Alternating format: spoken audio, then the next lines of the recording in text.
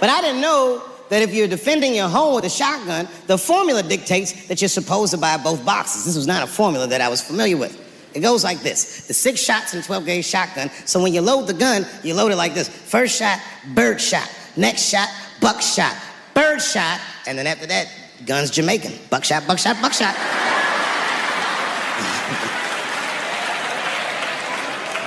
She got to picture it. Okay, like say I'm in bed and sleeping, and suddenly my wife wakes me up. David, wake up.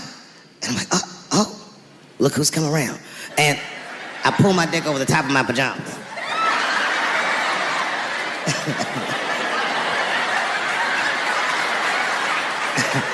And she says, no, I hear something. I go, oh, this bitch. So I get up out of bed, grab the gun. I say, wait here, baby, I'll go check it out. Just lock the door behind me. Oh my God, she's right. Right there in the kitchen is a heroin-addicted white, and he's digging through the change jar by the door. I worked really hard for that change. I gotta do something. So first, I wrap the shotgun. Hey, motherfucker, click, clack. That's a test. That click, clack sound will stop a rational human being in their tracks. But sure enough, this person is not rational. They're sick on drugs. They're digging in the change. I gotta act fast. This nigga's almost got $1.50. I warned you, birdshot. And there goes. Hot BBs will permeate his yellow heroin skin. Remember, I'm not killing him. I'm just peppering him up nice. He lets out a heroin scream. Yeah.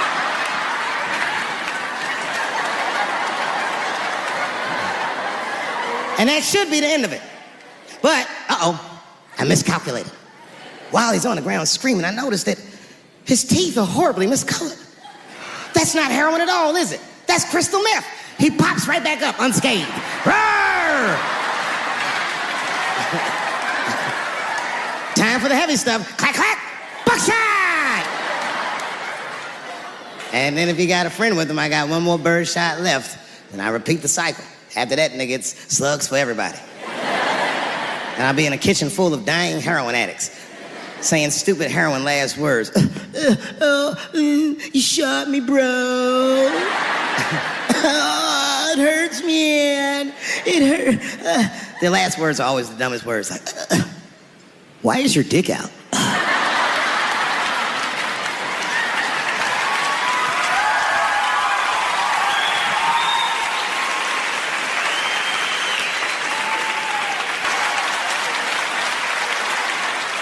None of these details added up at all. He said he's walking down the street in Chicago and white dudes come up to him and say, hey man, aren't you that faggot nigger from Empire? Fuck? Does that sound like how white people talk? I know white people. They don't talk like that. Are you that faggot nigger from Empire? They would never say that. It sounds like something that I would say.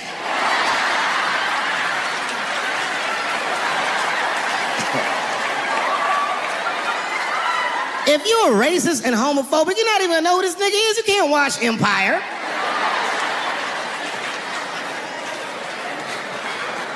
Black people never feel sorry for the police, but this time we even felt sorry for the police. Can you imagine if you was a police veteran taking this kid's police report? Okay, Mr. Smouillet, please tell me what happened. All right, 2 a.m. You left the house at 2 a.m. It's minus 16 degrees. All right. You were walking. All right. And where were you going? Subway. Sandwiches?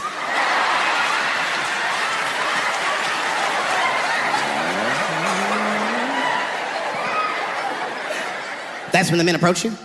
Did you see them? Do you have any? Okay, what do they have on? MAGA hats!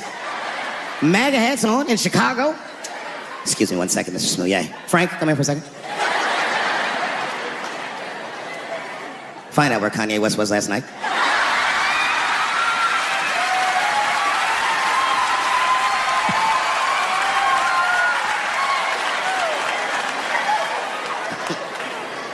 Such a fucking outrageous story. He said they put a rope around his neck. Has anyone here ever been to Chicago? All right, so you've been there. Now tell me, How much rope do you remember seeing? Who the fuck is carrying rope? Like, when did you get mugged, nigga? In 1850? Who's got rope? Who's got rope? Man, that shit was awful. So, okay, I'm doing a show somewhere, and I'm on stage, and I was a little drunk, you know. And I figured, fuck it, let me talk about that nigga a little bit. I figured to be safe, because, you know, everybody's phones are locked up. And I went in on this kid. I was talking all kinds of shit. Now, I didn't know that there was a journalist in the audience. And unfortunately for me, that motherfucker took impeccable notes. He told everybody everything I said. He was even putting the jokes in the headline. The headline said, Dave Chappelle says he wants to smash a dollhouse over Juicy Smouillet's head.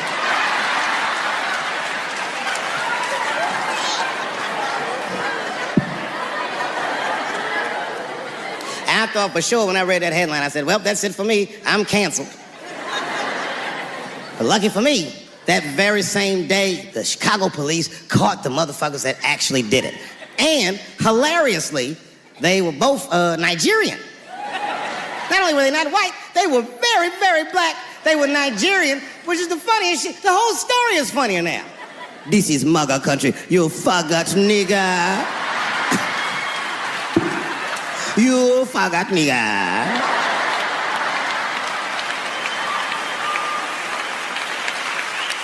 If you're in a group that I made fun of, then just know that I probably would only make fun of you if I see myself in you. I make fun of poor white people because I was once poor.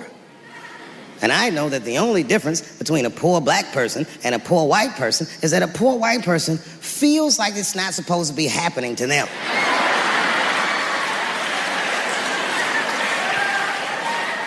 Everything else is the same.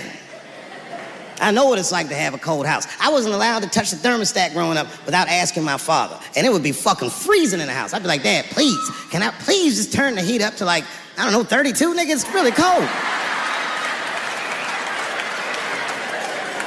And my dad would say, just put more clothes on, David. Got all three of my outfits on, nigga. When you look at me, I'm freezing up here. And he said, just don't think about how cold you are, David. And I said this, I didn't say it to him, but I said it in front of him so he could hear it. I said, I fucking hate being poor. And my dad got really upset. He didn't scream or holler, that wasn't his way. He just threw his newspaper on the floor and he said, David, David, David, you are not poor. He said, poor is a mentality. He said it's a mentality that very few people ever recover from. Don't you forget it, son. You are broke.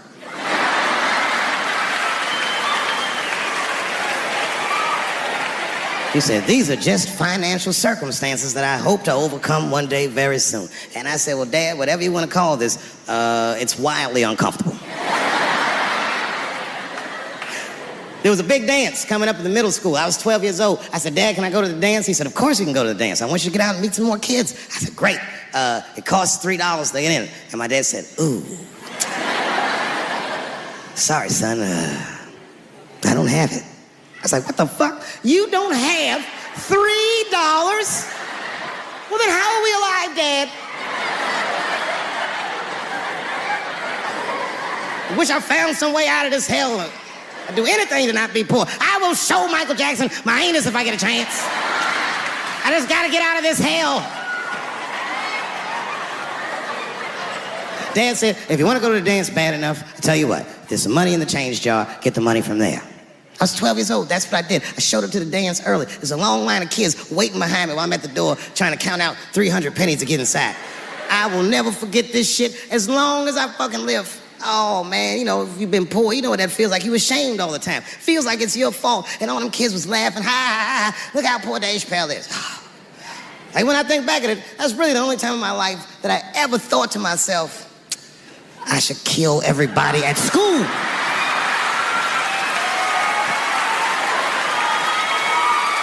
Thank you very much, everybody, and good night. I came back here where I started because I will shoot my final Netflix special tonight.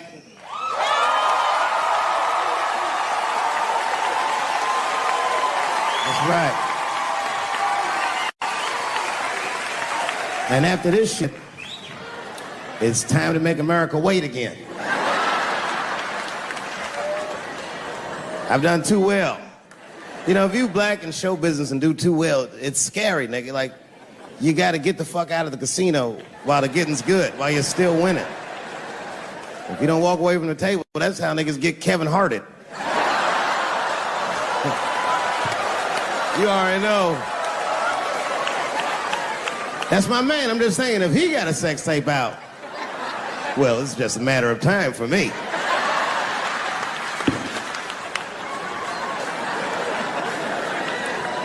But you know why I be thinking sometimes I want to stop doing comedy? And you know, I don't want to sound like a braggart saying this, but the real, like, reason I want to stop is because I'm too goddamn good at it. I'm not even exaggerating. It's not exciting. Every night before I come out on stage, I'll be backstage like, I'm sure this is gonna go well. And it always does. I'm so good at writing jokes, and this is not even an exaggeration. I actually write jokes backwards. I will write a punchline with no particular setup in mind. I just put it on a scrap of paper, and I'll throw that scrap of paper in my fishbowl. I have a fishbowl in my house filled with random punchlines. And every once in a while, I'll shake the bowl, and I'll dig in there and just pull one out and see if I can make that shit work. And I picked one for this special. It's not an easy punchline to pull off. Are you ready? Yeah. Here it goes.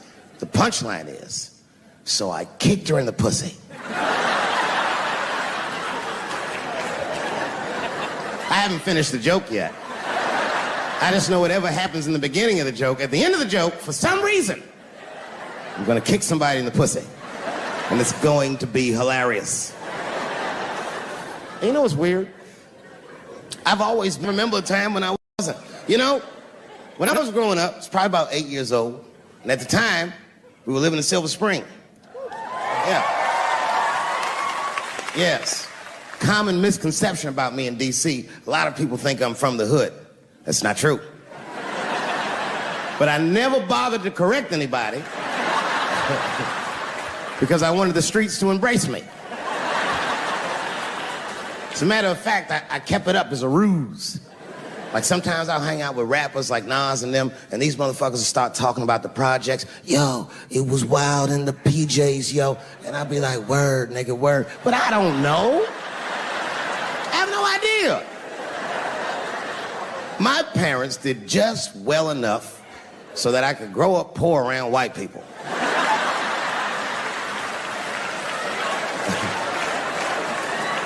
And to be honest, when Nas and them talk about the projects, nigga, I used to get jealous because it sounded fun. Everybody in the projects was poor, and that's fair.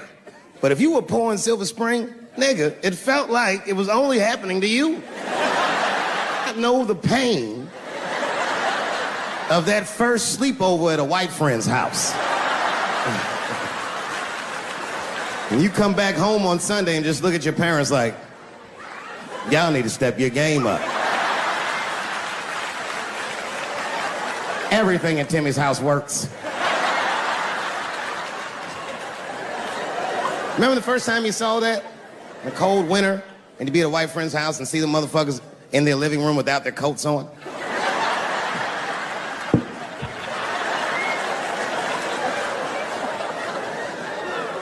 Timmy was one of my first white friends, like, in my life, man. He's a good dude, too. He moved to Silver Spring from Utah, of all places.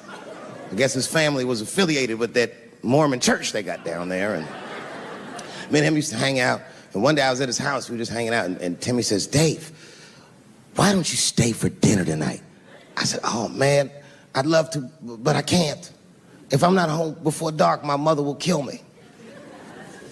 That was a lie. My mother had several jobs. I hadn't seen her in like 3 or 4 days. At that point in my life, it was my experience that white dinner wasn't delicious.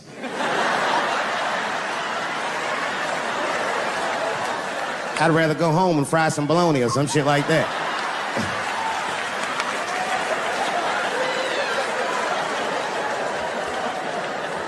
But then old Timmy threw me a curveball I wasn't expecting. He said, it's too bad you can't stay, Dave, because Mom made stovetop stuffing.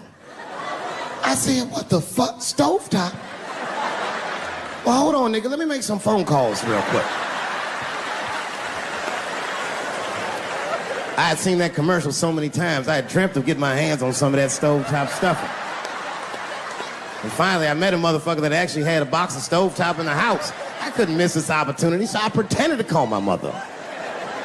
And then I came back and I said, Timmy, you're not gonna believe this great news. Mom said I can stay. And he said, fantastic. He said, why don't you come with me and we'll help set the table and then we can say the blessing. I had no interest in setting this motherfucker's table or saying these crazy ass Mormon prayers. I just wanted that goddamn stuffing.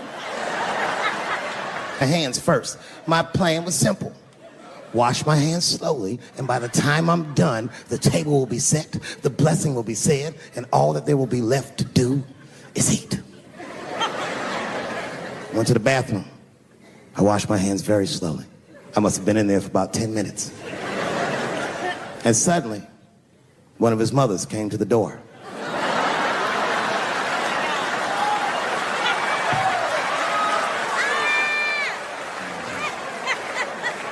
She was like, hi, David, right? I said, yes, ma'am. She said, Timmy tells me that you're planning on staying for dinner. I said, I hope that's not a problem, ma'am. She says, no, it's no problem. In fact, we'd love to have you. It's just that we weren't expecting company. And I'm afraid there's not enough stovetop stuffing for everybody. So I kicked her in the pussy. Bam! Ladies and gentlemen, I told you I'm dope, nigga. I told you what I was gonna say and you still didn't see it coming. And that's why I make the big bucks.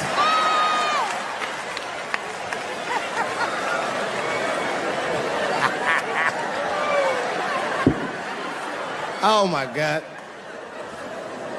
But there's a more important reason that I would stop doing comedy right now. And this reason is the real reason that's been percolating, and it really is the crowd, not you. I'm talking about the crowd on the big stage. It's too hard to entertain a country whose ears are so brittle. Motherfuckers are so sensitive, the whole country is turned into bitch-ass niggas.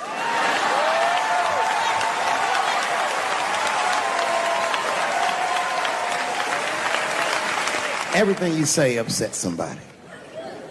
You know, I can remember when it all started. It was when I was doing Chappelle show. When I was doing Chappelle show, I used to do the show, and then on the weekends, I do like concerts and shit like that. So I'm doing a concert, and there was a couple in the front row. Beautiful couple. The wife was obviously Asian. You could see it in her face.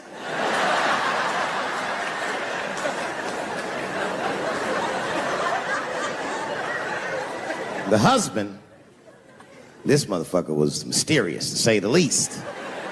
Couldn't quite pinpoint where he was from. Caramel-colored fella, very nice hair, but he could have been from anywhere. Bangladesh, Mexico. I can't guess with a nigga like this.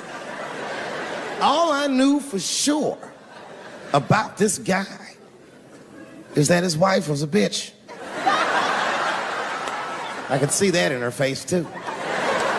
No, he was laughing and having a good time, and she was scowling at me at a goddamn comedy show. I couldn't figure it out. And then I realized at some point that she was pregnant, and I was smoking on stage. I said, oh my God, that's probably why she's mad. So I started to put my cigarette out, but then she hit me with one of them fake non-smoker calls. So I just kept smoking. I thought to myself, bitch, that baby will be fine, relax. And I tried to break the tension. I just asked her, that's all I said. I go, hey, where are you guys from anyway? And I could tell that she was on to me. She goes, very condescendingly, she says, I'm from California. If you're asking my ethnicity, I am Chinese. He was like, I'm Mexican, bro. I said, well, I'm sorry if I offended you by asking, but you're a very beautiful couple. And miss, there's no question that you're gonna give birth to the hardest working baby this world has ever seen.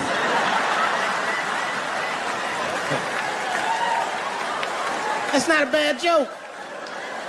She got very very upset. She got up to leave immediately, but she didn't just leave. She had to take one last dig at me on the way out. I will never buy one of your fucking DVDs again, Dave Chappelle. I said, ma'am, with all due respect, Chinese people don't buy DVDs.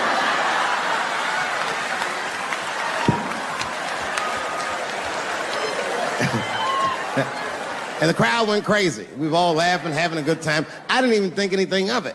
And then just 3 days later, this lady sends a fucking letter to my promoter telling him not to book me for shows anymore because I was, quote, racist, and I'm quoting her, insensitive to the nature of my interracial marriage. I was like, word, bitch, I was. If she would know that I myself am in an interracial marriage. That's right. In fact, my wife is Asian too. Surprise, bitch, I'll see you on Thanksgiving.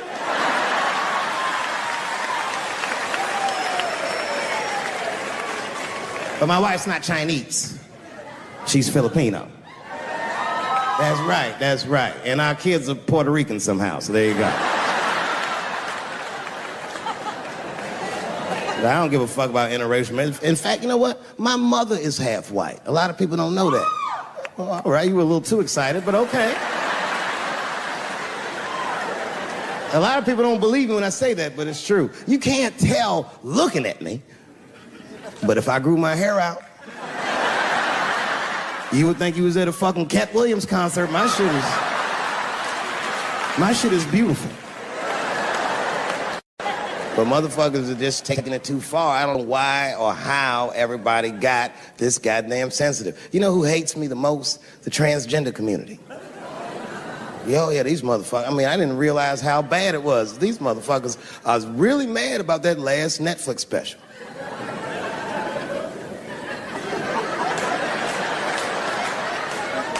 It's tough, man. I don't know what to do about it because I like them. I always have. Never had a problem with them. You know, just fucking around. As a matter of fact, I think I make fun of everybody. And I mean, as a group of people, they have to admit, it's kind of fucking hilarious, man. I'm sorry, bro. It's like, I've never seen somebody in such a hilarious predicament not have a sense of humor about it. They're born feeling like there's something other than they're born as, and that's kind of funny, you know? I mean, it's funny if it's not happening to you. It's like that white black bitch that's in the news all the time. Rachel Dolezal. She's a white woman, but then she dressed up like a nigga and shot her way up to the very top of blackness. And I always wanted to meet her just so I could understand. I just wanted to like have dinner with her so I could just look in her eyes and call her a nigger to her face. The fuck is that bitch talking about? I identify black. That is trans talk, lady. Stop biting. Stop biting. There's a big difference between her and a trans. The difference between her and a trans is I believe transgenders. I don't understand them either, but I know they mean what they say. Them niggas cut their dicks off. That's all the proof I need. I've never seen somebody just throw their dick away. Don't need it.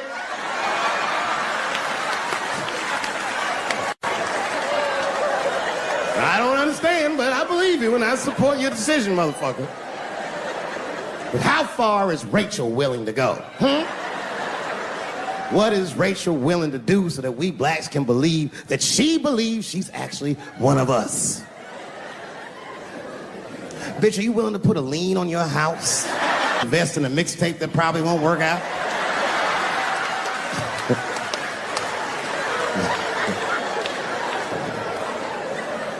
She didn't even change her name. Didn't even change her name. Her name is Rachel. I can't believe in that name. If you want my support, you're gonna have to change your name to the blackest shit I've ever heard. Bitch, you're gonna have to change your name to Draymond Green. I don't know a blacker name than that. That shit is black on paper. If you type Draymond Green into Airbnb, that shit will log off automatically.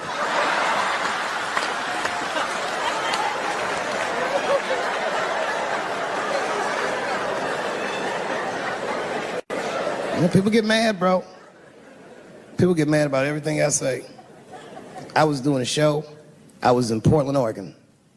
And I was checked in a hotel under the name Charles Edward Cheese.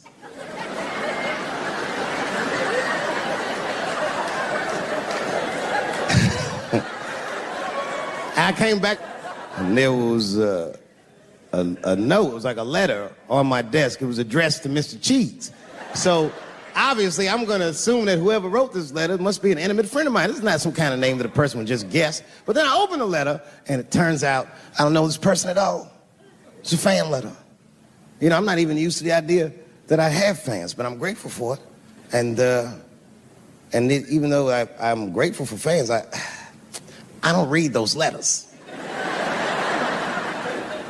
It'd be nice if I did, but realistically, it's like, what am I, Santa Claus, nigga? I don't have time for this. Like, got shit I want to do. I'm trying to chill. Read all these dreams and wishes from strangers. But I read it. I'd already opened it. So I just read the whole letter. And you know what, man? Whoever wrote this letter truly loves me. I mean, they were really fucking nice in the letter. And then they described to me what it was like to come to the show, how excited they were, how much fun they were having. And then they said that when I got to my jokes about transgenders, that they were, quote, devastated. Because it turns out that whoever wrote the letter was transgender.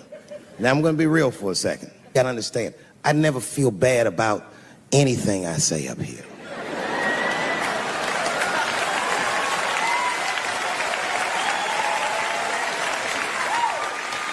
And I would never admit this to you if I hadn't locked your phones up. But it was the weirdest thing. Like, when I read this letter, this shit made me feel bad. I didn't feel bad about what I said, you understand? I felt bad that I made somebody else feel bad. To be honest, I don't even know what I said that upset that person. I have so many transgender jokes.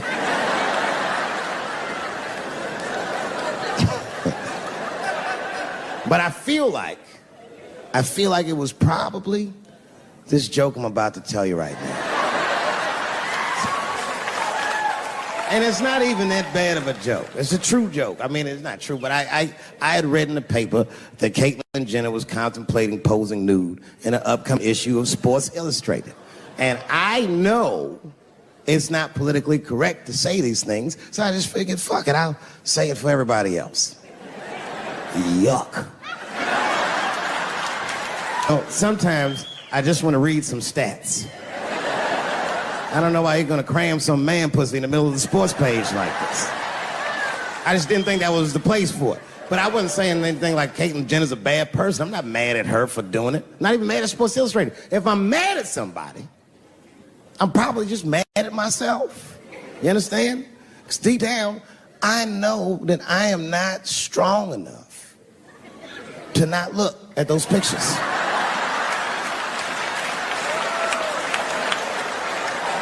And I don't think I'm ready to see what she's trying to show me. So, Caitlyn, goddamn it, if you go through with this thing, bitch, you better go hard or go home. I want you to go all the way. Hustler style. Do you know what hustler style means, miss? That means spread the lips.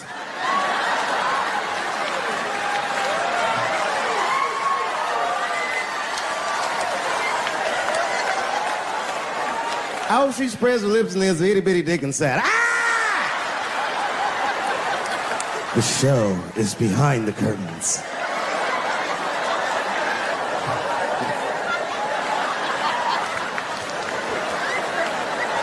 I don't know what I said that upset that person. But I'm gonna tell you something. When I read that letter, and the moments after I read it, I did something that many black men in America do not have the time or the money to do. I thought about how I felt. asked myself a very basic question that I don't think I ever directly contemplated. I said, man, Dave, if you're writing all these jokes, do you have a problem with transgender people? And the answer is absolutely not. The fuck do you guys think I am? I don't understand all the choices that people make. But I do understand that life is hard and that those types of choices do not disqualify you from a life with dignity and happiness and safety in it.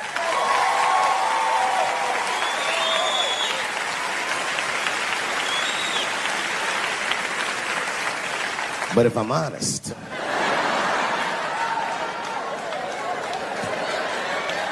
my problem has never been with transgender people.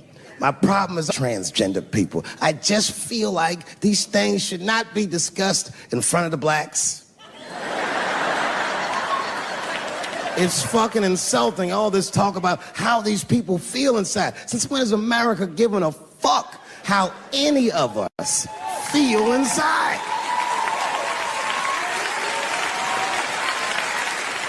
And I cannot shake this awful suspicion that the only reason everybody is talking about transgenders is because white men want to do it.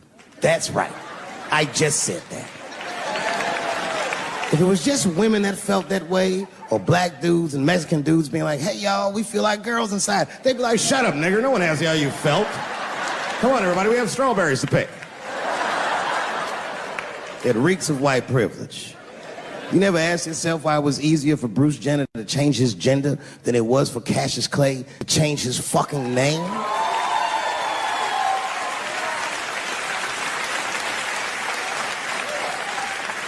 And if I were to be brutally honest, the only reason I ever been mad at the transgender community is because I was at these niggas for 6 songs straight.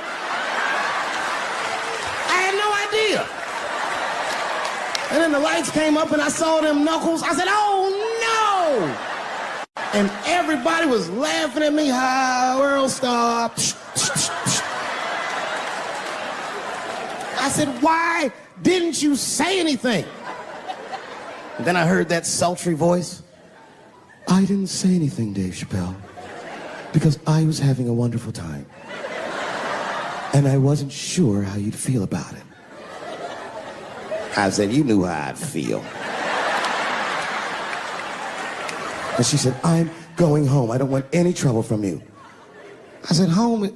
It's only 2 songs left. I mean, we might as well finish tonight. And we ended up having breakfast together. Oh, grow up. That doesn't make me gay. I just titty fucked her. His titties are as real as any titties in L.A. It's 2 o'clock in the morning. I was just borrowing a little friction from a stranger. Whoops.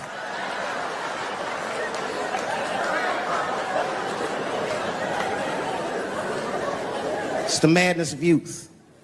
It's the types of mistakes that a man makes when he's young. I wouldn't even know that it's necessarily a mistake. It was a wild night out. But I don't do it like that anymore. I'm old. I'm 44 now.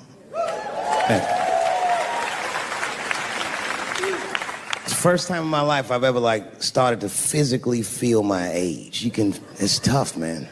You know how I know I'm getting old? This is embarrassing, but I was in my hotel room. I'm not gonna lie, I was jerking off, and I was really sweating it out. And this is when I knew I was old. I just gave up in the middle, nothing even happened.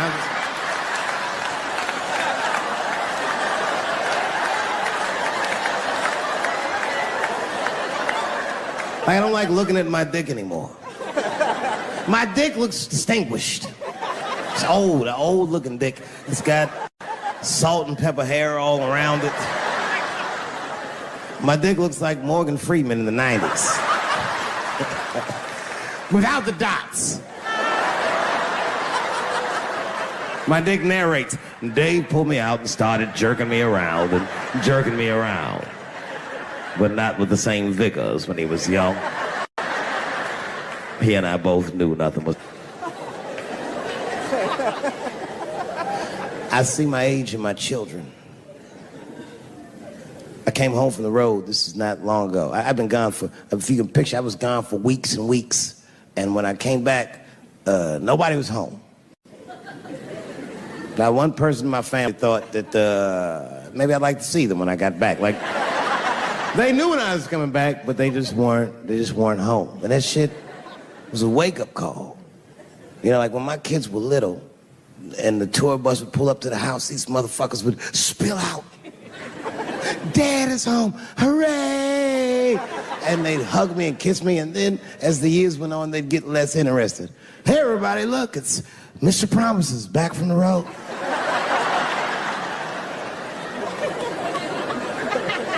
But an empty house, that's some cold shit. And I went into my oldest son's room. I was like, hello, hello. He was gone. And I'd never done this to him before, but for some reason I just did it. I just looked through his shit. Just to see who this motherfucker was becoming. And I found these notebooks and I started going through them. Written as his handwriting. I didn't even know this nigga wrote poems. And then I looked through his drawers and I opened up his middle drawer. And I found this rolling paper. And I looked down at them papers like, oh, that's where that poetry's coming from.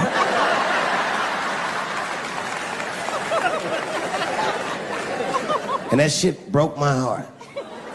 I mean, I smoked weed, but I mourned my son's innocence. And I cried a little bit. And I took his papers upstairs to my room. Rolled some weed that I'd hid from the family. And I got really high. And then I got paranoid. So I put his papers back how I found them. So he wouldn't know what I was up to.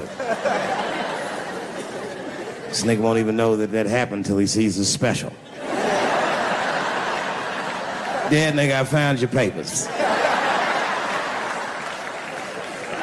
He's a cold motherfucker. Let me tell you, this kid is only 16 years old. Listen to what he did to me.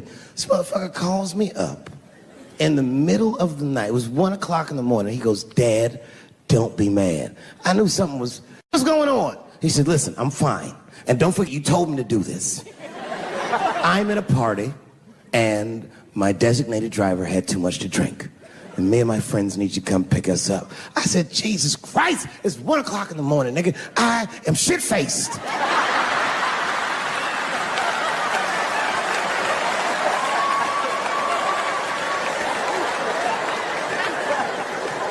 But I figured, fuck it, it's better me than some kid.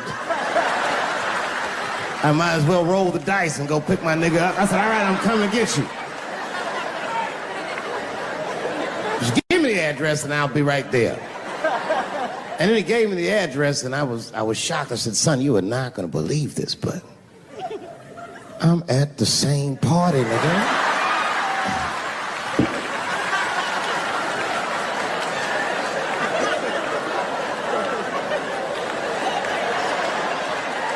They grow up fast, don't they?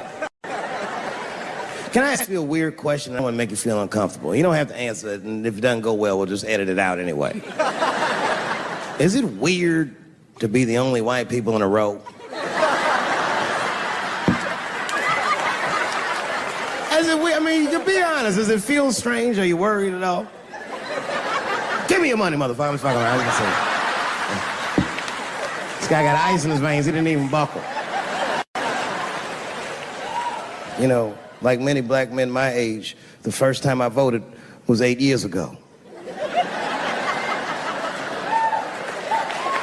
Right. I saw Obama on TV and said, oh, I'm voting for this nigga. I remember the day I voted for Obama. I voted in Ohio, and my vote matters in Ohio. Ohio is a battleground state. But when I pulled up to the polls, all the soldiers were in line. There were so many black people in that goddamn line, I didn't even know it was a polls. I thought it was a check cashing place. And we were hugging each other, and old people were singing hymns and spirituals. J Verdict times 10 or some shit. I've never seen black people that happy. 8 years later, I'm pulling up to the polls again. This time I'm driving a brand new Porsche because the Obama years were very good to me.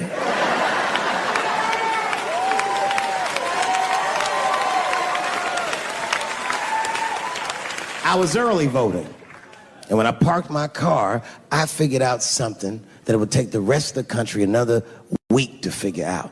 I understood that Donald Trump was going to be our next president because in Ohio, unlike D.C., you could see the results in the parking lot.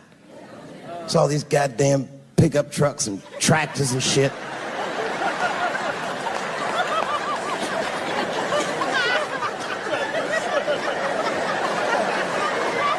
And then I walked up and I saw a long, long line of dusty white people.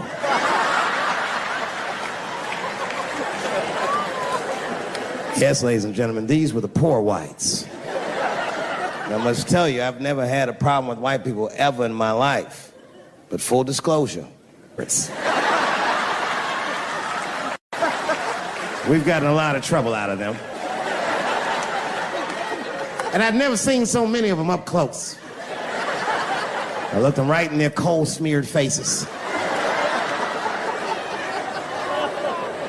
And to my surprise, you know what I didn't see? I didn't see one deplorable face in that group. I saw some angry faces and some determined faces, but they felt like decent folk. No, they did. In fact, I'm not even lying, and I didn't sound fucked up, but I felt sorry for them. I know the game now.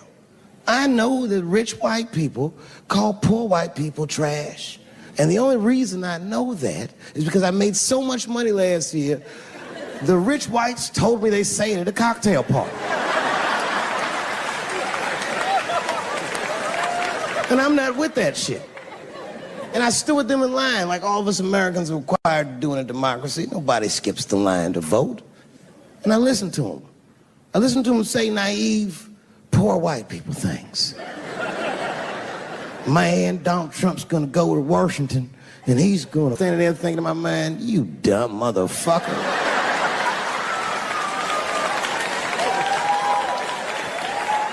You are poor.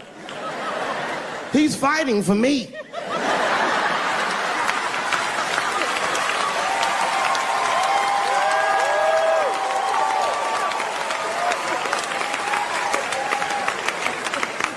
And they all looked at me. They could tell who I was voting for just as easily as I could tell who they were voting for.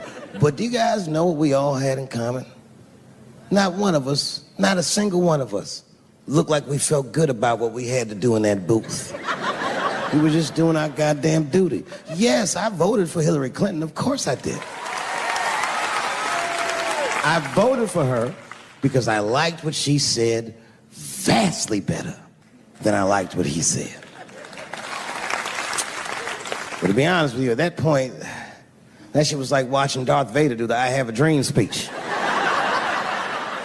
That bitch is mean as hell. She'd already Karate Kid swept Bernie Sanders' legs from underneath him. Boy, it was hard voting for that shit. But it was the lesser of the evils. I know you were a Clinton supporter, Miss I. I'm sorry for her. But it didn't feel as good as it should have. She was gonna be our first woman president. They were gonna make coins out of this bitch.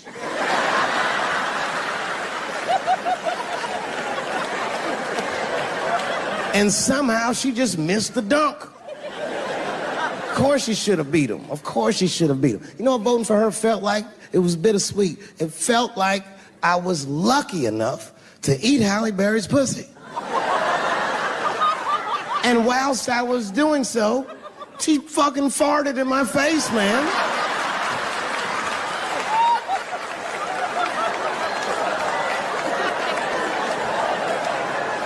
Now you understand, I'd still do it. But boy, I wish she didn't fart in this great nation's face. I voted that day, and then that same day I flew to New York City. I had work. That night I was in a comedy club in New York, and I said to an audience almost exactly what I just said to you. And I didn't know that there was a journalist in the room. And this journalist wrote an article. The headline of the article said, Dave Chappelle is an avid. Yeah. I had no idea the paper said that. And you know how I found out? My wife called me from Ohio the next morning in a goddamn panic. David, what the fuck is going on in New York? I said, I'm being good, but what have you heard?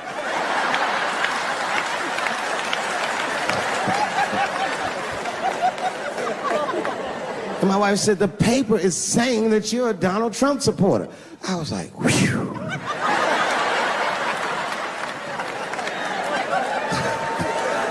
I said, don't worry about that shit, baby. Nobody in their right mind would believe that. And she said, no, David, people believe it. And then she started reading the comments to me. Oh, they were terrible. All these black people calling me all kinds of Uncle Toms and shit. I should tell you, buddy, this is a very serious allegation from one black to another. I was incensed. Uncle Tom? How am I Uncle Tom, nigga? You the one that reads The Observer? Anyway, all this shit goes down around, and now Trump is the president, and I'm hosting Saturday Night Live.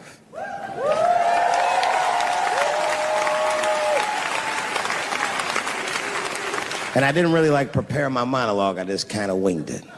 And at the end of the monologue, I don't even remember what I said. I said something like, fuck it, we're historically disenfranchised, and we're gonna give him something about we're gonna give him a chance if he gives us a chance. I don't know what I said, but whatever I said, I really wish I didn't say that shit. It was not worth the trouble. Now I walk into the barber shop and all them black people just be looking at me like, yo, Dave, what's up with your boy? Yo, nigga, yo! Not my boy. Because I don't care if you're a Republican or Democrat, if you support him or not, any objective person is going to have to admit that this motherfucker is having a terrible go of it. It really is. We've had presidents before that have done bad jobs, but this shit is worse than a bad job. It's scary to watch. Holy shit, it's like seeing a crack pipe in your Uber driver's passengers. The fuck is wrong with this guy? Yo, he is lunching, nigga. I watched Donald Trump in a press conference, and this motherfucker had all the media gathered, and this nigga literally asked the media to their face to stop finding shit out. I was like, yo, this motherfucker is bugging. And then, I'm not even making this up, his lips started sweating. His lips. Have you ever seen a motherfucker's lip sweat? What the fuck is wrong with this nigga's lips? It's like if you're on a plane, right? You ever been on a plane? I get scared to fly. I do it all the time. I be scared on there. And sometimes the plane will hit turbulence. And then I get nervous. But I always look at the flight attendant, and she looks calm, and it makes me feel calm. But if that bitch's lips were sweating, it's terrifying. Like, yo, nigga, why are your lips sweating? What do you know? And then, I'm not even making this shit up. This motherfucker grabbed the podium, he goes, you don't know how scary the things I read in my briefings are. What's that, bro? That's bad leadership. Even as a parent, you think I'm gonna sit my kids down? Hey, little man, come here real quick. I want to holler at you for a second. Yo, I'm 3 months behind on the rent, nigga, and I am worried. Very worried. Go to school and have a productive day, nigga. I was just thinking out loud, getting some shit off my chest. Like, what the fuck are you doing, bro? This is bad, man. Jesus Christ. All this motherfucker's ideas sound like high people ideas. Like, he doesn't think these things through before he tells us. He just tells us what he's thinking as soon as it occurs to him. This shit sounds nuts. I'm gonna go to China, and I'm gonna get those jobs from China and bring them back here to America. For what, nigga? So iPhones can be $9,000? Leave that job in China where it belongs. None of us want to work that hard. The fuck is he thinking? Because I don't want to make them shits. What the fuck are you doing? Stop trying to give us Chinese jobs. I am going to bring back coal. Coal? even exaggerating. I have never in my life even seen a fucking lump of coal. I honestly don't even know what coal is for. If you're gonna have motherfuckers digging around in the dirt looking for shit, find me some truffles, nigga. That's what I'm about.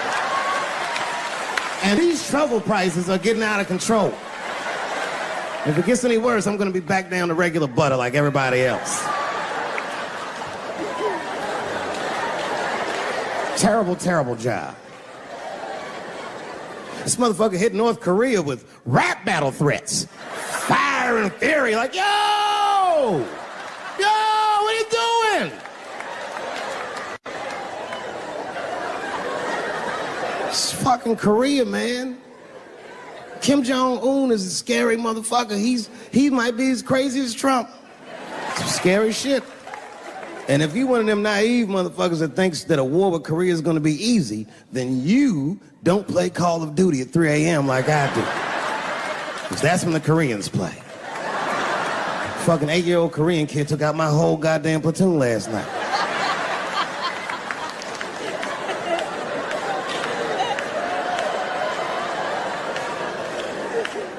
I've never seen somebody in an office so high with the most just basic fucking solutions. Like, you know, we should not let any more Muslims in the country till we can figure out what's going on. Did he just say, figure out what's going on?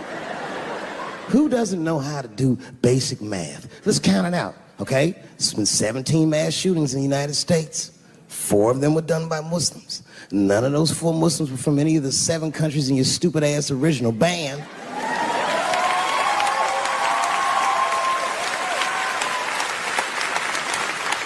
And since he brought it up, the other 13 shootings were done by the Tiki Torch Whites.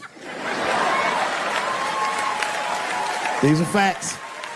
And you don't see me trying to ban white people from the show to keep it's a fucking terrible idea because it's mean and it's racist. And most importantly, it would be catastrophic to my bottom line. If there were no white people here tonight, I might leave this bitch with $1,800. This man needs to realize that we all need each other.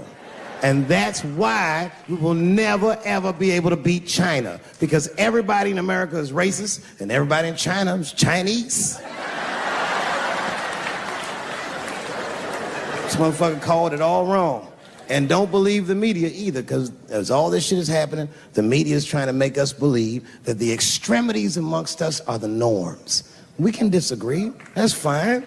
And most of us are keeping a cool head about this shit. You know what I mean? Americans generally respect one another's beliefs, even if they don't share those beliefs. I know I do. I respect everybody's beliefs, except Amish people. Because they are the only ones that I can say clearly their God is wrong. The speed limit is 75 miles an hour in Ohio, and 1 lane of traffic is buggy. Nigga, your God is ridiculous.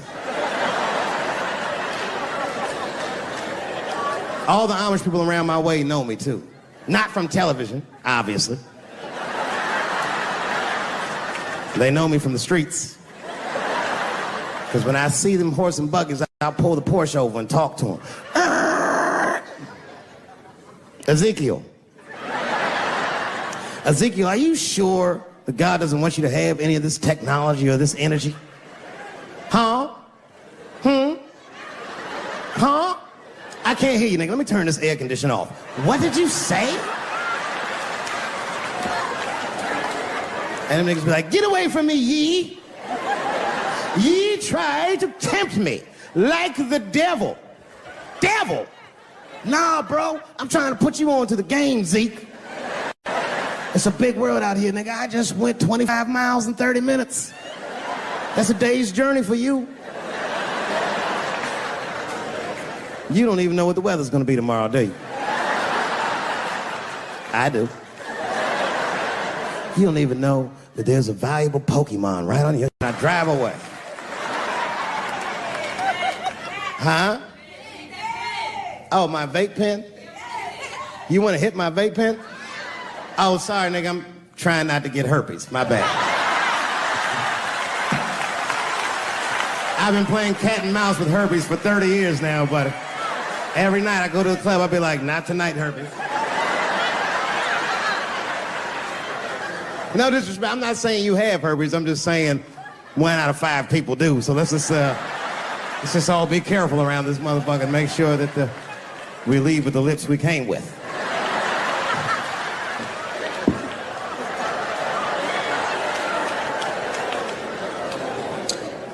Sometimes I think that the media is hard on Trump. Because I'll see shit that they get on him about that doesn't seem bad to me. I mean, a nigga got on Trump about not staying in the White House enough. Who gives a fuck? This motherfucker was rich. He used to shit in a gold toilet.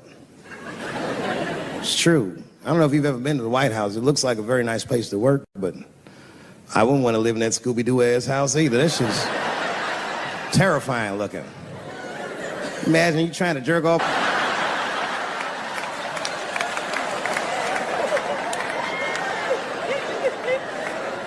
Shit, Bush didn't stay there either. He was rich too. He was like, fuck that, I'm going to my ranch in Texas. Obama was the first motherfucker to move into the White House like, this is a nice place. Look at this rug.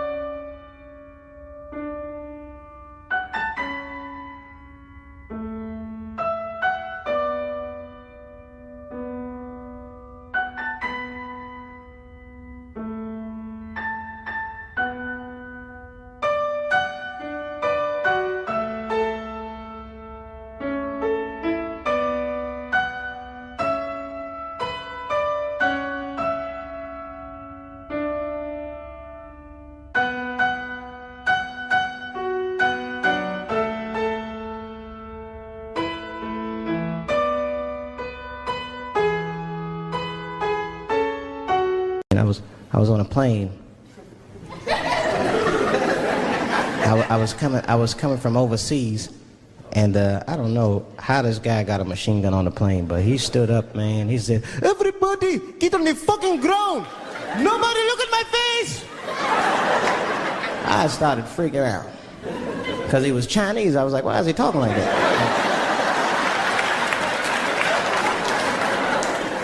He was screaming and crying. I was the only brother on the plane. Well, I thought I was the only brother. I looked over, there was one other black dude. He was from Nigeria. I looked over at him, he was looking right in my face, man. He didn't say 2 words to me, he just looked at me, he was like...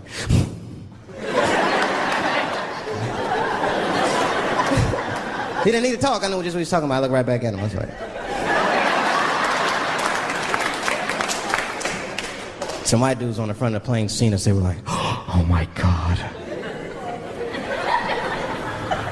I think those black guys are gonna try to save us."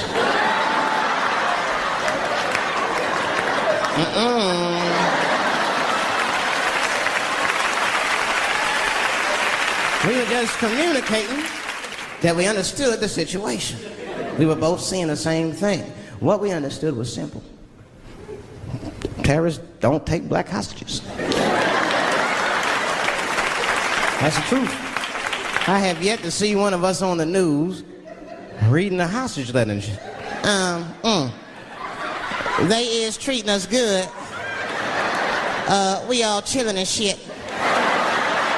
I'd like to give a shout out to Ray Ray and Big Steve and Central Newport.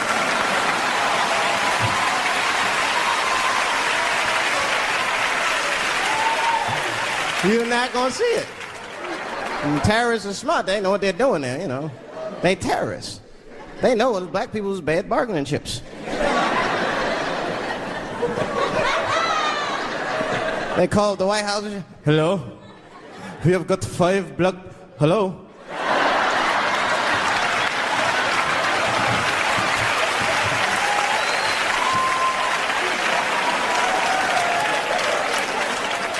It's really some scary shit. I gotta tell you, Harvey Weinstein's probably the first person that I ever looked at a photograph of and was like, yeah, he rapes. I'm not sure this motherfucker has a choice. Not a handsome man. Not a lot of meat and extra skin on his face.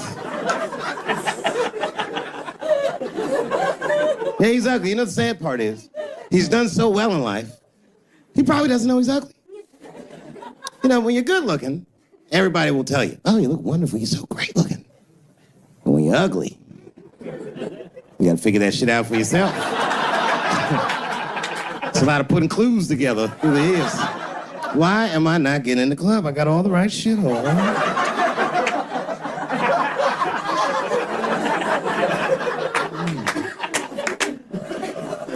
Because if it was Brad Pitt doing that shit, you wouldn't have heard a peep. The girl just come back down like, I got the part.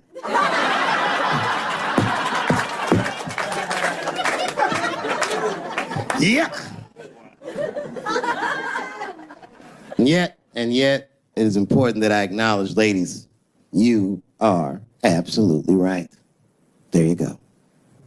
And they gotta all be mindful of that, guys, because this could happen to any of us. It could happen to me. I can see that.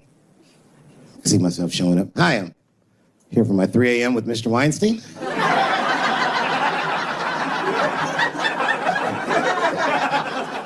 Hey, Harvey, I got your text. I'm here to talk about the script. Seems like it's gonna be hard to read in candlelight, but I guess I could try.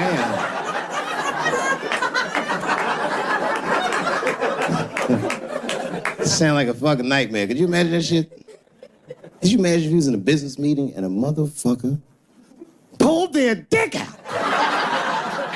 In the middle of the meeting, I'd be like, yo, my man, this is the most unprofessional shit I've ever seen in all my days. Just let me finish, Dave Chappelle. I'll put you in all 3 Lord of the Rings.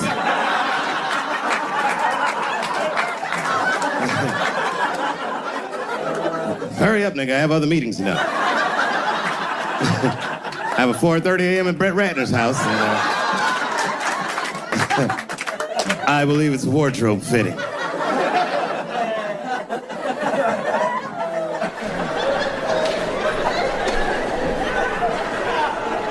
You gotta make life interesting like that, because the shit is flimsy. Life is flimsy. You think you're gonna live forever, you ain't not gonna live forever.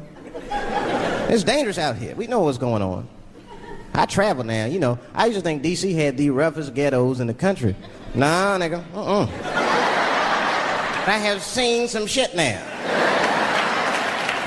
Oh, there's some rough areas outside of D.C. Yeah, everybody should go to the ghetto. I was taken to the ghetto one time. That's the worst. When you get taken and you're not expecting to go. You know, usually you want to know when you're going to the ghetto, like, I'm going to see some wild shit. I got to prepare myself. I'm going to see something crazy. When you're taken, it's different. I had a limousine driver. It was after a show. It was late at night. It was like 3 in the morning. I had a limousine driver. He was a nice guy, talking to me and shit. Oh, hey, where you from, dog? D.C.? Word? That's a rough city, man. And his cell phone started ringing. Hold on 1 second. Hello? Oh, what's up, nigga? What? What the fuck? Slow down. What? What the fuck? No! No! No! Fuck that, nigga. Fuck it. I'm on my way.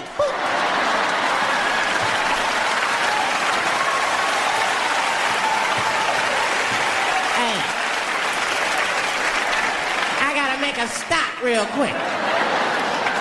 At 3 o'clock in the morning. I didn't know he was taking me to the ghetto at first. I started looking out the window. I was like, what the fuck? Gun store, liquor store, gun store. Where the fuck you taking me? This don't look good. He didn't say shit. He just pulled up in front of an old rickety building that looked like a project. Now, I'd never been there before. I'm not sure if it was a project, but it certainly had all the familiar symptoms of a project. A fucking crackhead ran this way.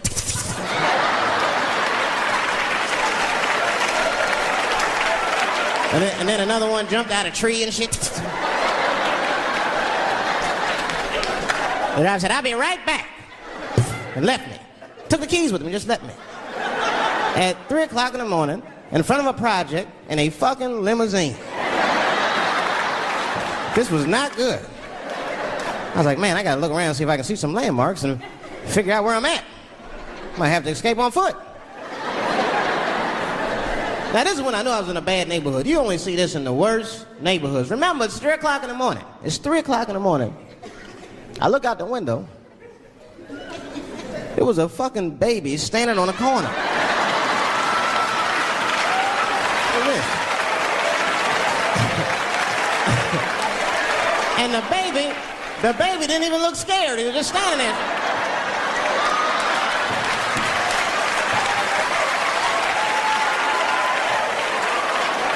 I mean, it made me sad. It made me sad, really. You know what I mean? Because I wanted to help the baby. I was like, I don't trust you either. I'm sorry. Click. Click. The old baby on the corner trick, eh? You're not gonna fall for that shit. Where's this limousine driver? You know, I start feeling bad. As time goes by, I start feeling worse. Like, man, what is wrong with me? What the hell's wrong? I'm scared of a baby. Man, this baby could be in trouble. He might need my help. I gotta do something. But I wasn't gonna get out the car. I'm serious, man. I just cracked the window a little bit. There's an old limousine. I can roll it down.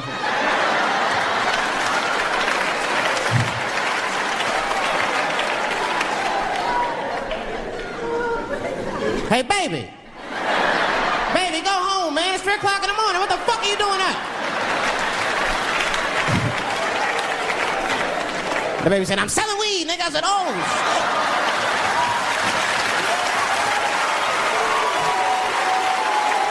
I wasn't expecting that. I'm sorry I had to buy 2 bags from the coma. Let me get two comas. Got back in the car and rolled me a joint, man. So, that shit was scary, man. Every once in a while, like a crackhead would come up to the car and look in the window. It was like Jurassic Park and shit. He'd be looking on the car. Hey, get out of here, cracky. That baby was still standing there, man. That's what it is. Then I started feeling bad again. Yeah, weed make you feel guilty sometimes, you know. Man, what is wrong with me, man? I have just bought weed from an infant. I can't condone this kind of behavior. What am I thinking? I can't let the fear ruin my morals. Gotta do something.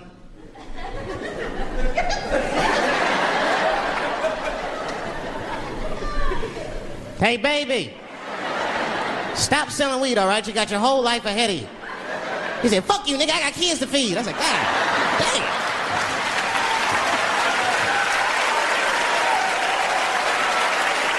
Sad.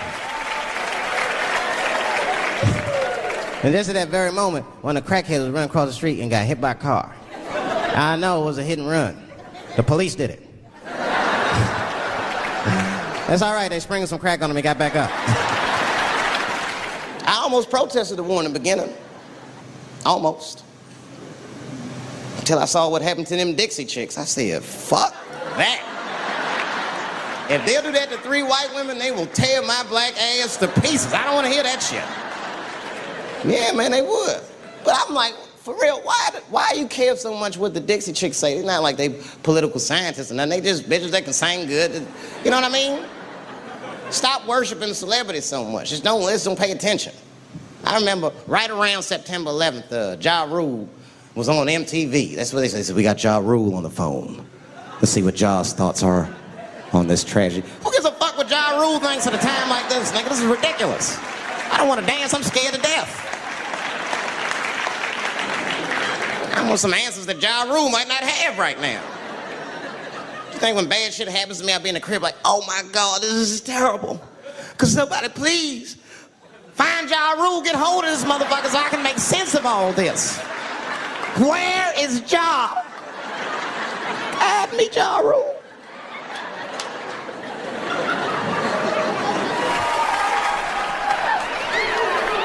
Yeah, I've been seeing that kind of shit, man. It's what it is. They use the TV to program us from a young age. You ever watch like a cartoon that you used to watch when you were little as an adult? That shit is wild shit.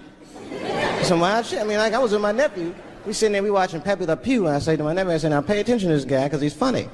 I used to watch him when I was little. And then we watched Pepe Le Pew, and I'm old now. I'm looking like, good God, what kind of fucking rapist is this guy? Like, take it easy, Pepe. My nephew was sitting there cracking up. Hee.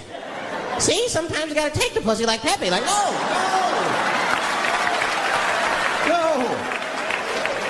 I had to turn the channel real quick. I turned on Sesame Street. I said, oh, Sesame Street. This is much better because now he'll learn how to count and spell. But now I'm watching it as an adult and I realize Sesame Street teaches kids other things. It teaches kids how to judge people and label people. That's right. They got a character on there named Oscar. They treat this guy like shit the entire show. They judge him right in his face. Oscar, you are so mean. Isn't he, kids? Yeah, Oscar. You're a grouch. It's like, bitch, I live in a fucking trash can. I'm the poorest motherfucker on Sesame Street. Nobody's helping me. Then you wonder why your kids grow up and step over homeless people. Get it together, grouch. Get a job, grouch. So don't even tell me how to get to Sesame Street. That is a terrible place. I wouldn't go there if I knew the way. Who would want to live in a neighborhood like that? Fucking 6-foot pigeons walking around and an elephant that's a junkie. Hi, bird. Yeah, that's right, Snuffy. Hi, bird, I'm sick. I need some smack, bird. Then Cookie Monster with his eyes popping out his head, screaming, cookie, cookie, cookie, like, ugh. What kind of cookies are you talking about? Chocolate chips don't do that to people. And then had the nerve to put a pimp on there. They didn't come out and say he's a pimp, but I know a pimp when I see one. They called him the Count. Had a cape and everything. You just see him pimping. Bitch, where is my money? You've been late 4 times, I've been counting. How many times must I smack you before you act right? 1, 2 smacks.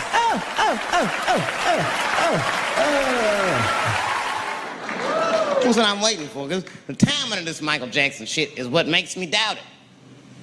Every time there's wars going out of control, or the economy gets bad, or something is wrong with the world at large, it's always these moments in history that Michael Jackson will coincidentally jerk off a kid. This is getting a little ridiculous. Like, are you planning this shit? Do you have meetings? Michael, thank you for coming. As you know, Michael, the war has not been going as well as we expected. There's been a lot of hiccups, and the public is asking us a lot of questions, of course, and, well, Michael, there's no nice way to say this, and all I know how to do is be direct, so let me just be direct. We're gonna need you to jerk off another child, Mike. I'm sorry. I am sorry. But it would really help out. Or maybe he did it. Who knows? Who knows? That's the thing. That's what I wanted to say. Who knows? Who the fuck knows? Mike, God, and this little boy know. That's about it. That's about it. The only reason that I can even talk about this shit is because everybody is speculating. They all think he did it. And I don't think he did it. I'm alone in this. I don't think he did it. I'm not gonna say I don't think he did it. That's too strong. Let me just say I am reserving judgment until all the facts come out. But so far from what I heard, I mean, the kid said he was dying of cancer. He was in Make-A-Wish Foundation. He claims he had 2 weeks to live, and it was his dying wish to meet Michael Jackson. Come on, man, give me a fucking break. This kid is 10 years old, he don't remember Thriller. The fuck you want to meet Michael Jackson for, honestly? I remember Thriller, and I just like kind of want to meet this nigga. Like, I wouldn't break an appointment to meet him, I'll put it that way. I'd have to already be free. That's ridiculous. It's like if I'm down in 2 weeks and go, oh, mama, get me in a room with Chubby Chuckle. I wouldn't want to meet that motherfucker. My last 2 weeks. Why not Usher or somebody like this? So then the kid claims he goes to Michael's house. This is where it all gets crazy. He does everything you'd expect at Michael's house. They climb trees and rode roller coasters and Ferris wheels. The chef made cookies, pies, and cakes. They was petting a monkey and the giraffe, sang songs, kid shit. And in the middle of all this childlike activity, for some reason, Mike pulled out some wine and some pills and sucked his kid's dick. Folks, it hurts me to say it. And the kid had the nerve to call that abuse. Motherfucker, that is a good host. God damn, what else do you want? What else do you want? I'm lucky to get a glass of grape drink at my friend's house. Let alone a roller coaster ride and my dick sucked. Mike must be confused, like I brought you in my house, I fed you, I sucked your dick, and this is how you repay me, motherfuckers? This was your wish, not mine. Thought you were dying in 2 weeks. What happened to that motherfucker? I've been in court for a year and a half. You get stronger every time I see you.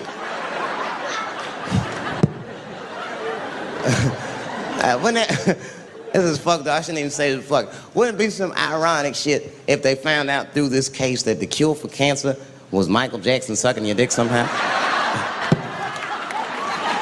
Like if Mike had powers like Green Mile and all the kids like, please, Mike, suck our dicks. Never again. He didn't appreciate it. Can we at least study your saliva? Please, Mike.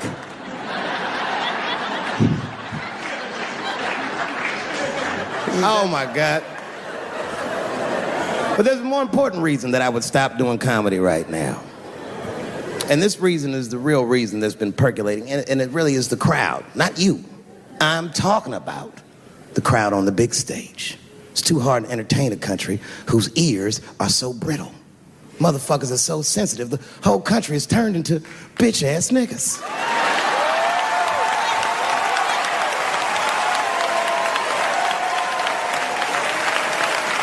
Everything you say upsets somebody. But motherfuckers are just taking it too far. I don't know why or how everybody got this goddamn sensitive. You know who hates me the most? The transgender community. Oh yeah, these motherfuckers. I mean, I didn't realize how bad it was. These motherfuckers, I was really mad about that last Netflix special.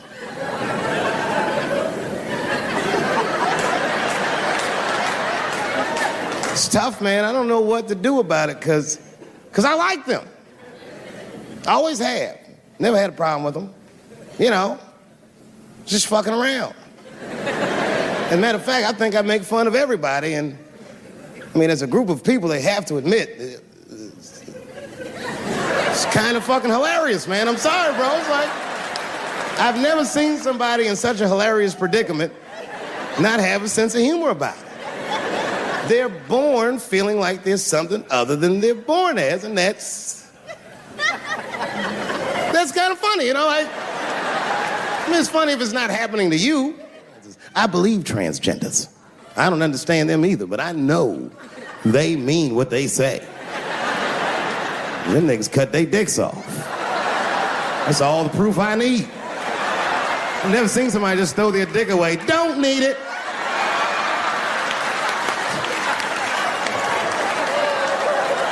I don't understand, but I believe you and I support your decision, motherfucker.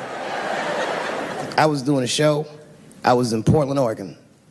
And I was checked in a hotel under the name Charles Edward Cheese.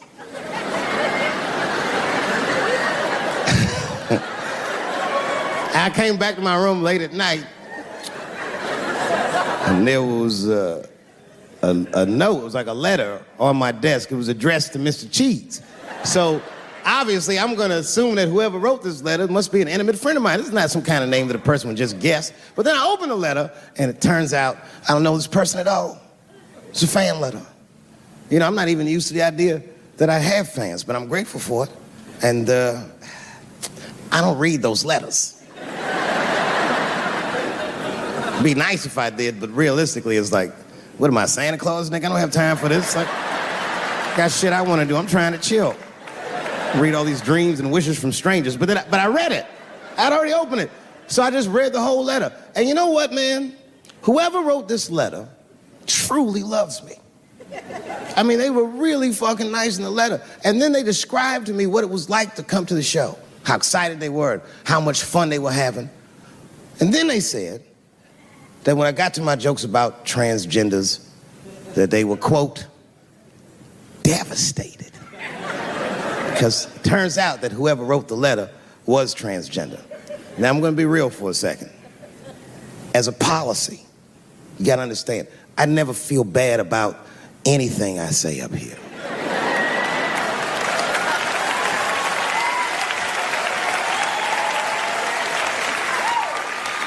And I would never admit this to you if I hadn't locked your phones up. But it was the weirdest thing. Like, when I read this letter, this shit made me feel bad. I didn't feel bad about what I said, you understand? I felt bad that I made somebody else feel bad. To be honest, I don't even know what I said that upset that person. I have so many transgender jokes.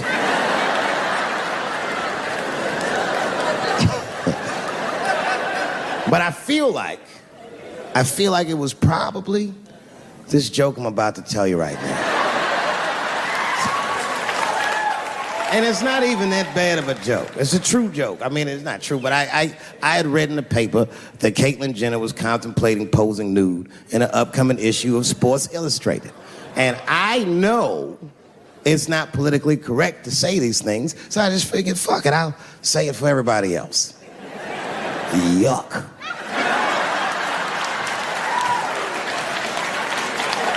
You know, sometimes I just want to read some stats. I don't know why you're gonna cram some man pussy in the middle of the sports page like this. I just didn't think that was the place for it. But I wasn't saying anything like Caitlyn Jenner's a bad person. I'm not mad at her for doing it. Not even mad at Sports Illustrated. If I'm mad at somebody, I'm probably just mad at myself. You understand? Because deep down, I know that I am not strong enough to not look at those pictures.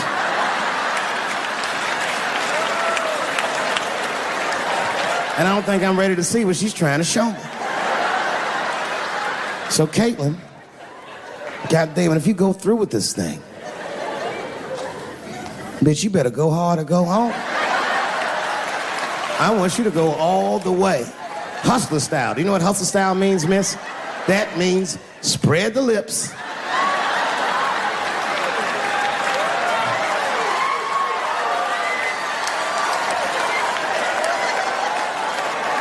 I hope she spreads her lips and there's an itty bitty dick inside. Ah! The show is behind the curtains.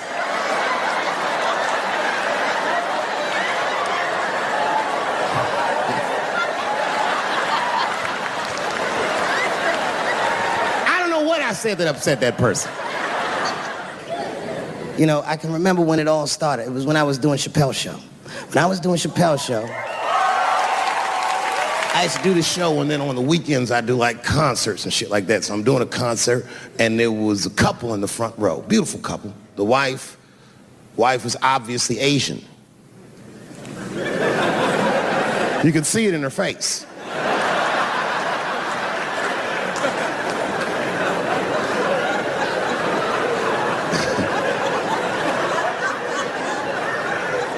The husband, this motherfucker was mysterious, to say the least. Couldn't quite pinpoint where he was from. Caramel-colored fella, very nice hair, but he could have been from anywhere. Bangladesh, Mexico. I can't guess with a nigga like this. All I knew for sure about this guy is that his wife was a bitch. I could see that in her face, too. No, he was laughing and having a good time, and she was scowling yelling at me at a goddamn comedy show. I couldn't figure it out. And then I realized at some point that she was pregnant. And I was smoking on stage. I said, oh my God, that's probably why she's mad. So I started to put my cigarette out, but then she hit me with one of them fake non-smoker calls. So I just kept smoking. I thought to myself, bitch, that baby will be fine, relax. And I tried to break the tension. I just asked her. That's all I said. I go, hey, where are you guys from anyway? And I could tell that she was on to me. She goes, very condescendingly, she says, I'm from California. If you're asking my ethnicity, I am Chinese. And her husband was just cool about the shit. He was like, I'm Mexican, bro.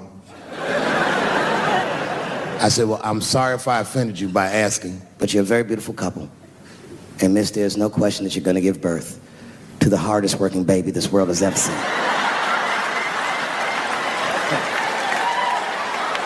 That's not a bad joke.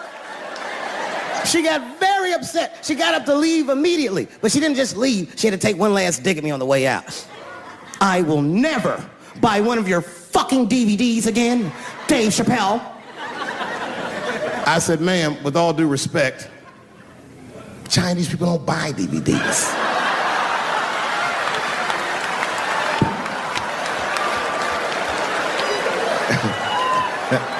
And the crowd went crazy. We were all laughing, having a good time. I didn't even think anything of it.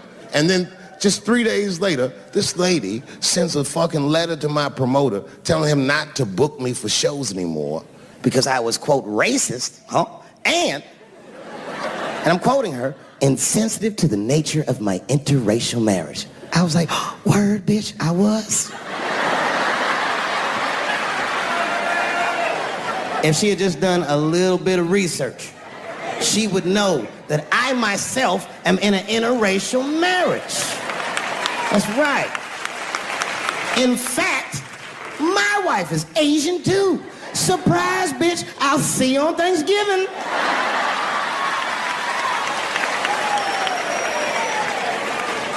But my wife's not Chinese. She's Filipino. That's right, that's right. And our kids are Puerto Rican somehow, so there you go.